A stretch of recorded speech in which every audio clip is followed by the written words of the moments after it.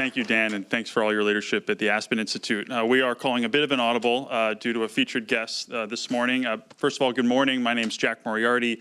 I'm the Assistant Director for Policy Analysis and Executive Fellow at the Rutgers Institute. I'm also Executive Director of the Lafayette Square Institute. And it's my true pleasure to be introducing our next guest, Congressman Larry Bucshon of Indiana.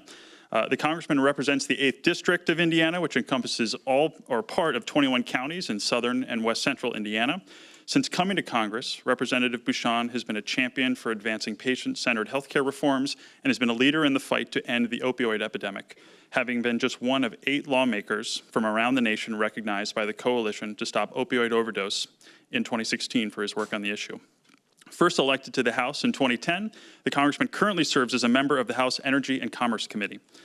Before coming to Congress, Representative Bucshon was a practicing physician and surgeon specializing in cardiothoracic surgery. During his time in private practice, the Congressman performed hundreds of heart surgeries and served as president of Ohio Valley Heart Care.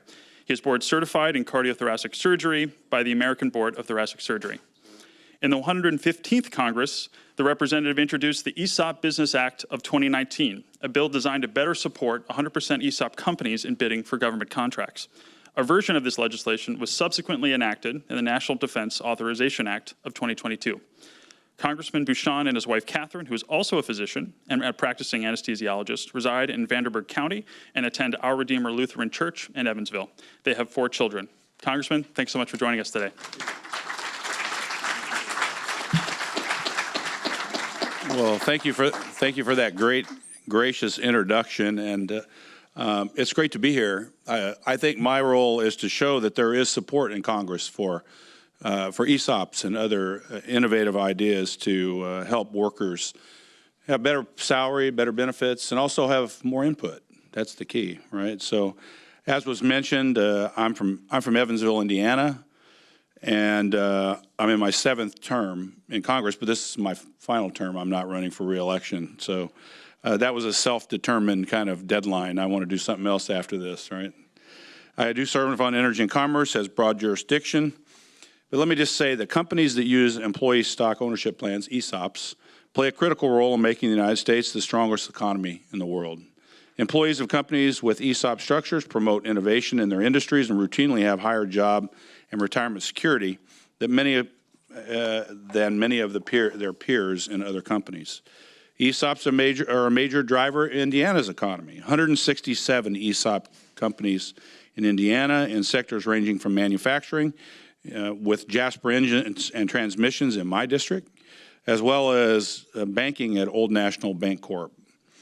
There are over 27,000 employees at ESOP statewide, with a majority being small businesses with fewer than 100 employees.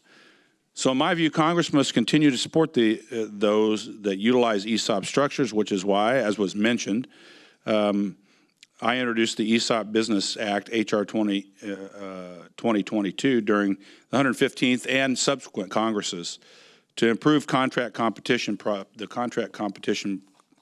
for ESOPs, more participation in DoD contracts specifically.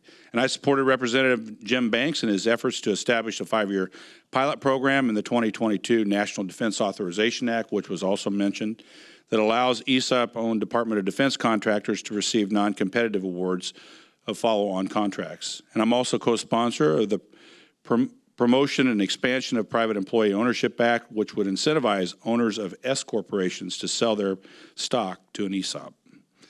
I've also been working to bolster the supply chains of American producers, which are important to business owners and all Americans. And with my friend Lisa Blunt Rochester, who's now running for the Senate in Delaware, I've introduced the Promoting Resilient Supply Chains Act, or H.R. 6571. It's a bipartisan bill. Would create a supply chain response program within the Department of Commerce to map and monitor supply chains and help prevent the supply chain shock that we just all experienced, primarily related to COVID. So I think my speech is short, but I think the goal here is to show that we do have people in Congress that are looking at issues about how to improve salary, benefits, and more importantly, input from everyday workers. My dad was a United Mine worker, union coal miner. My mom was a nurse. I grew up in a town of 1,500 people. So these are important issues to me. I want to make sure all Americans have equal opportunity to succeed, and ESOPs and structures like that are one of the ways that we can make that happen. So I hope you have a good day today, and thank you for allowing me a few minutes to speak to you. Have a good day.